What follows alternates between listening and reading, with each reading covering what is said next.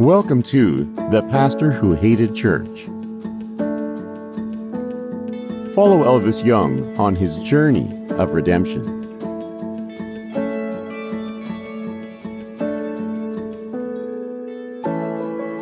Chapter 7. Chelsea picked up Elvis promptly at 6:30.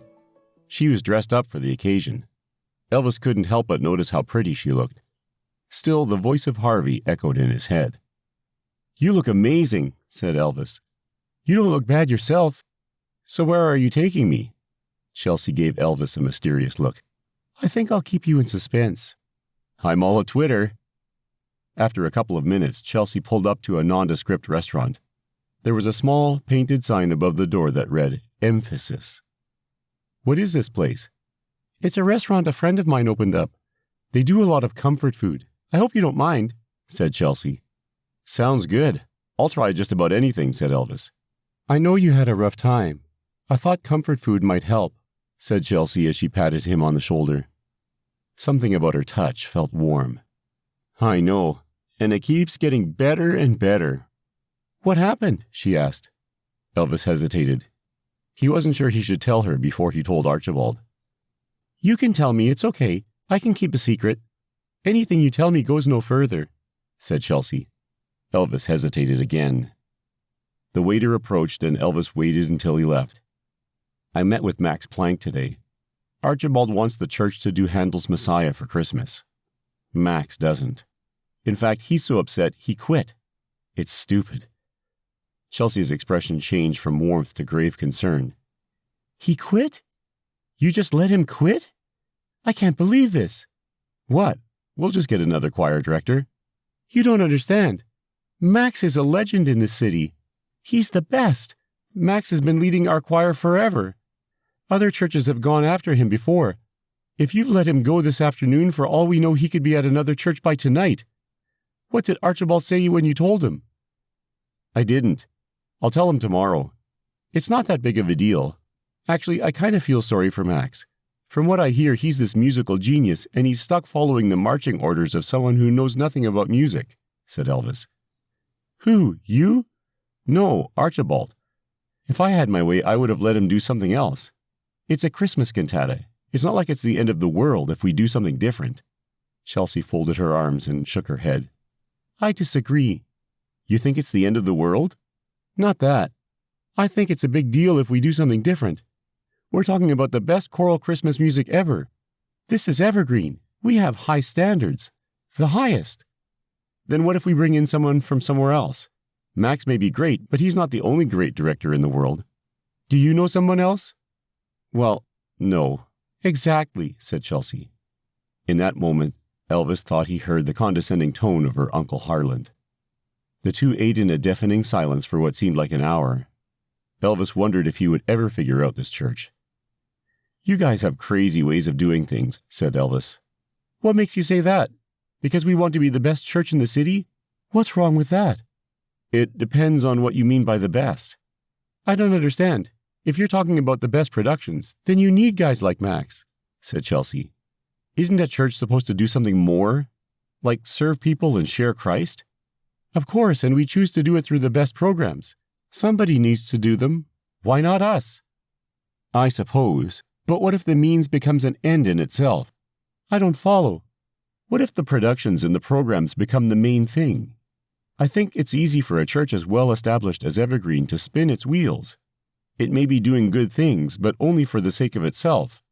I think a church should intentionally reach out to the community in ways that touch them in practical ways. Like maybe reopen the old mission," explained Elvis.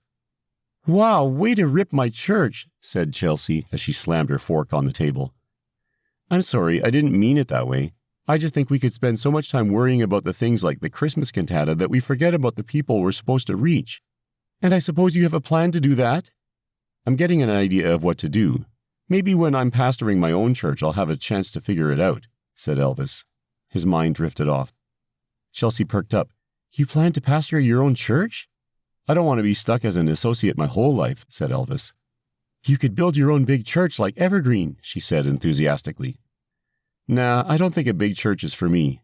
I want something small, a church where I could know everyone by name." That sounds nice, said Chelsea. She seemed unimpressed. I once talked with Paul Wilson about his future. Did you know he wants to be a youth minister his whole life?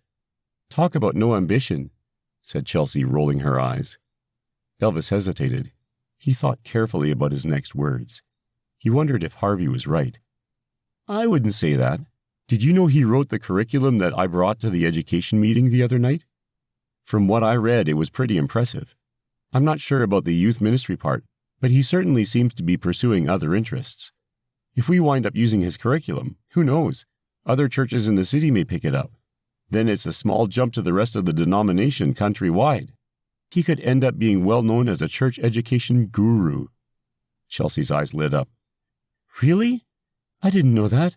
He never told me. I imagine it was only an idea back then.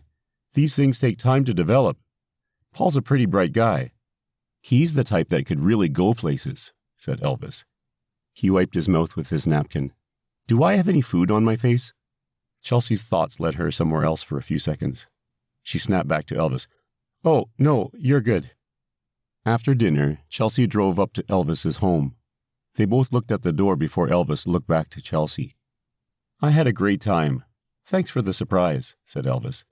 You're welcome. I had a nice time too, said Chelsea. Elvis opened the door. He looked back at Chelsea. Good night. Good night.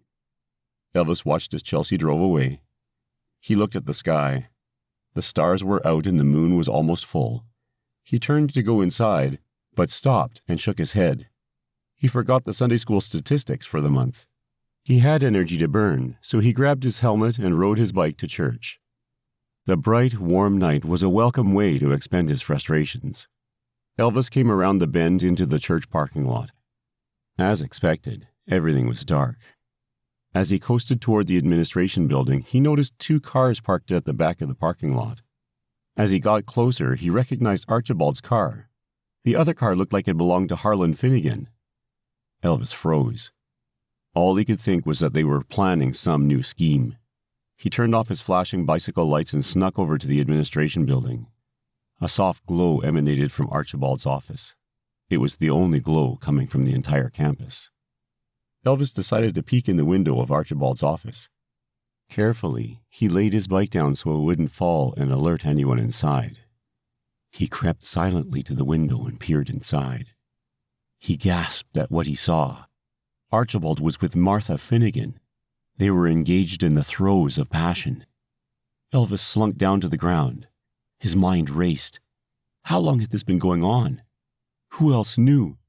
If this became public knowledge, it would be devastating. A dark thought swept through his mind. This was also a gift. The next time Archibald threatened him, Elvis had a response. In fact, for the first time since starting at Evergreen, Elvis had the upper hand with both Archibald and Harlan. That realization both excited and repulsed him. He longed to settle the score, but he knew that it wasn't how Christians were supposed to act. It wasn't how pastors were supposed to lead. Another thought occurred to him. How could he prove the affair? He pulled his cell phone out of his backpack and edged back up to the window. He positioned the phone at the window and shot a short video. Elvis was amazed at how clear it was.